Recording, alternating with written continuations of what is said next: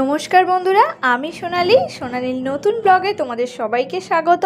তোমরা কেমন আছো? আশা করছি সবাই খুব ভালো আছো।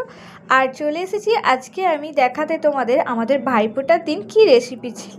দেখতেই পাচ্ছ এখানে ভাত, সঙ্গে শসা, টমেটো আর পেঁয়াজ কুচি নিয়ে নিয়েছি। এখন দিয়ে দেব একটা লেবু। এটা ছিল গন্ধরাজ লেবু। গন্ধরাজ লেবুর গন্ধটাই আলাদা রকম, সবে যাতেই দেবে তা সেটাই খেতে খুব ভালো লাগে। এখন নিয়ে নিচ্ছি পটল ভাজা, আর দিয়ে দিচ্ছি বেগুন ভাজা। ভাতটা আমি খুব সুন্দরভাবে সাজাতে পারিনি, তাই যেরকম পেরেছি সেই রকমই দেখাচ্ছি। আর এখানে নিয়ে নিচ্ছি পোস্ত দিয়ে আলু ভাজা।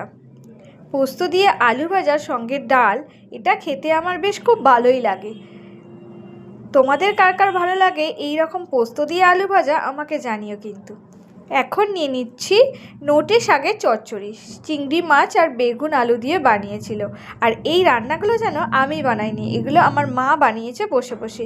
আমার মা অনেক রকম রান্না করতে পারে, আর অনেক কিছু পদ সাজিয়ে খাওয়াতেও খুব ভালোবাসে সবাইকে।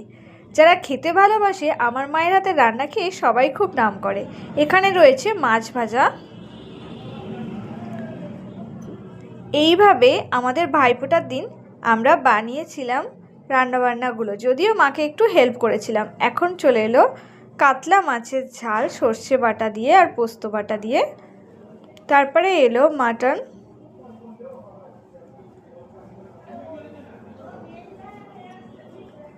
এখানে দেখছো দই, তারপরে মিষ্টি।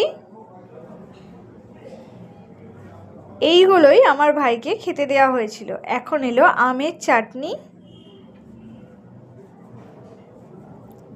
দেখো এই সমস্ত পদগুলো রয়েছে, আরও বিশেষ কিছু করলে করাই যেত, কিন্তু আমার ভাই এত কিছু খেতে পছন্দই করে না। সে অল্প কিছুর মধ্যে দিয়েই খেতে খুব ভালোবাসে। দিয়ে দিলাম জল। এখন রেডি হয়ে গেছে আমাদের ভাইফোঁটা স্পেশাল কয়েকটা মেনু। তোমাদের বাড়িতে কি রান্না হয়েছিল? ও তোমাদের বলাই হয়নি পায়েসটার কথা, পায়েসটাও দেওয়া হয়েছিল। তোমাদের বাড়িতে কার কী রান্না হয়েছিল আমাকে জানাতে ভুলো না। ভালো লাগলে আমার পাশে থেকো। সবাইকে টাটা, পরে দেখাচ্ছে অন্য একটা ব্লগে।